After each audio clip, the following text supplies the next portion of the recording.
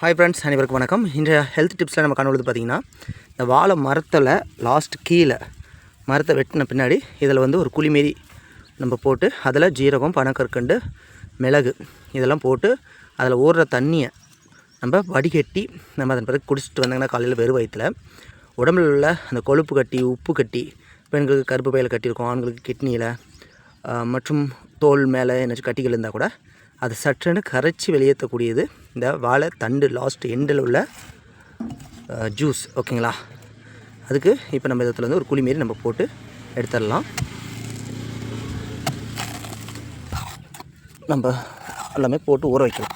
அதை நான் உங்களுக்கு காமிக்கிறேங்க. இதெல்லாம் மேலே உள்ள நாரெலாம் எடுத்துகிட்டு அப்படி நல்லா கொஞ்சம் குழி நோண்டிடலாம். இதுமாரி நோண்ட வரும்.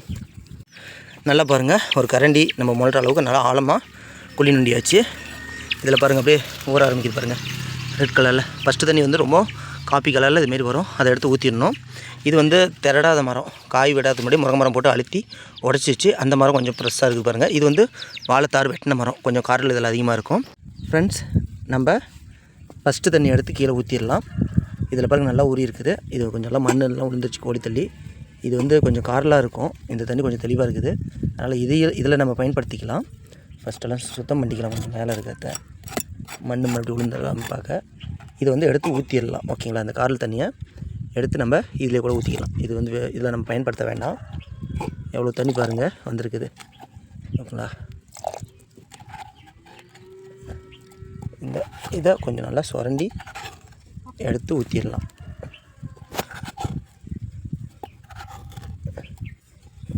இதில் கொஞ்சம் மண் இருக்குது. மண்ணுக்குன்னு எல்லாத்தையும் க்ளீன் பண்ணிடலாம். ஃபஸ்ட்டு தண்ணி எடுத்தாச்சு. இதுக்கு மேலே ஊற தண்ணி செம்மையாக இருக்கும். ஃப்ரெண்ட்ஸ், சுத்தமாக அந்த பழைய தண்ணி எடுத்தாச்சு. இப்போ இதில் நாட்டு சக்கரை, மிளகு எல்லாமே இப்போ இதில் கொட்டிடலாம். ஜீரகம், மஞ்சள், மிளகு.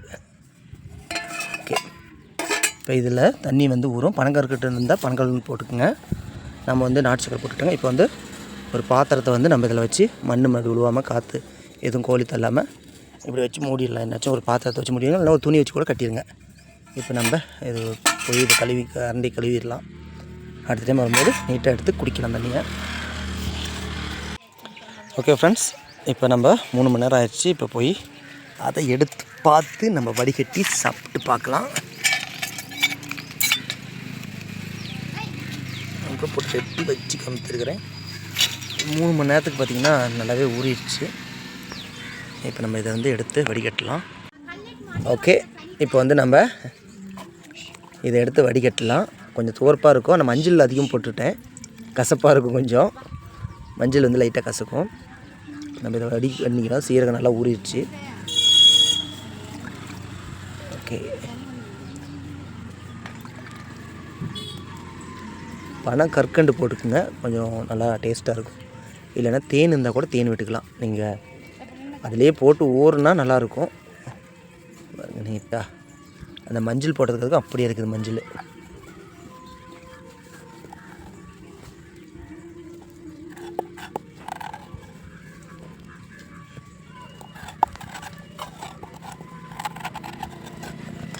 அப்படி கூட இது ஒரு சூப் மாரி வைக்கிற மாரி இருந்தால் கூட சூப்பு மாரி கூட வச்சு குடிக்கலாம். இது ஊறுனது பச்சையாக இதை வந்து சூப்புக்கு யூஸ் பண்ணிக்கலாம். ஓகே ஃப்ரெண்ட்ஸ், இதை நம்ம சாப்பிட்டு பார்க்கலாம் இப்போ. ஓகே ஃப்ரெண்ட்ஸ், இது எப்படி டேஸ்ட் இருக்குதுன்னு நம்ம குடிச்சு பார்த்து உங்களுக்கு சொல்கிறேன். கொஞ்சம் லைட்டாக துவர்ப்பாக இருக்குது.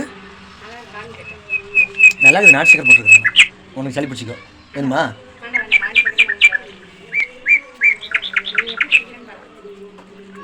நாக்கு அப்படி வரன்னு அப்படி துவர்ப்பு போய் ஒட்டுது.